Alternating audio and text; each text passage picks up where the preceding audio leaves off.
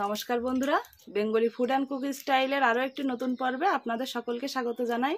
বন্ধুরা, আজকে আমি তৈরি করব বাদামের খাজা। আপনারা পুরো ভিডিওটা দেখুন, আশা করি আপনাদের খুবই ভালো লাগবে। আর যারা এখনও চ্যানেলটি সাবস্ক্রাইব করেননি, প্লিজ চ্যানেলটি সাবস্ক্রাইব করবেন। বাদামের খাজা তৈরি করার জন্য এখানে দেখুন আমি বাদাম নিয়েছি। যে বাদামের ফলগুলো কিন্তু আমি হাত দিয়ে ছাড়িয়ে এই যে এরকম অর্ধেক করে নিয়েছি।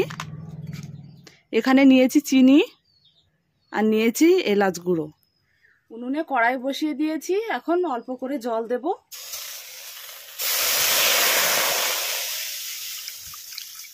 জলটা ভালো করে গরম করে নেব। জলটা দেখুন প্রায় গরম হয়ে গেছে। এর মধ্যে আমি চিনি দিয়ে দিচ্ছি।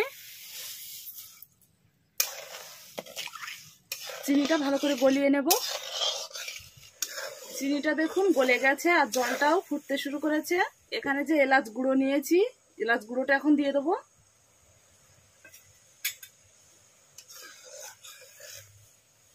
জলটা কিছুক্ষণ ফুটিয়ে নেব। চিনির শিরাটা আমি কিছুক্ষণ ফুটিয়ে নিয়েছি। এখন এর মধ্যে বাদামগুলো দিয়ে দেবো।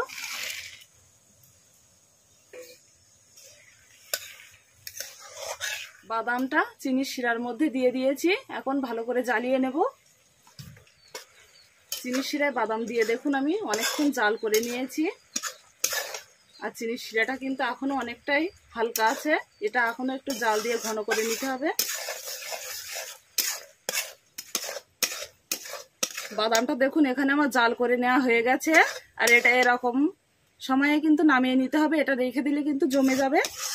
এখন আমি এটা কড়ার থেকে নামিয়ে নিচ্ছি।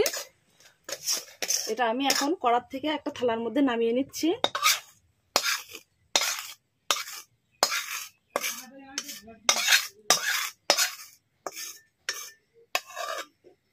হালকা করে চারিদিকে এরকম ছড়িয়ে দেব।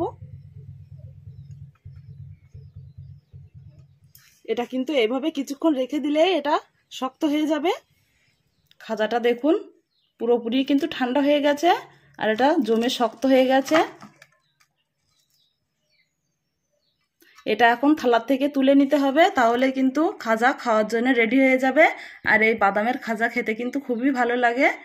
তো দেখুন দেখতে কতটা সুন্দর হয়েছে, একদম দোকানের মতোই। এখানে দেখুন খাজাটা আমি একটা শক্ত ছুরি দিয়ে আমি এটা দেখুন তুলে নিয়েছি। আর এটা দেখুন কতটা সুন্দর হয়েছে।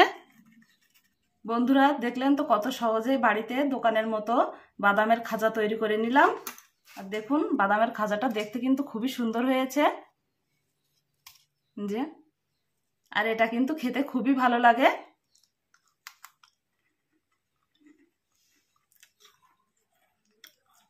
একদম পুরো দোকানের মতনই কিন্তু লাগছে খেতে।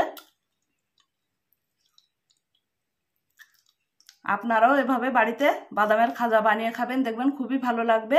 আর আজকে এই ভিডিওটি আপনাদের কেমন লাগলো অবশ্যই কমেন্ট করে জানাবেন। আর ভালো লাগলে একটা লাইক করবেন, সাবস্ক্রাইব করবেন। নমস্কার।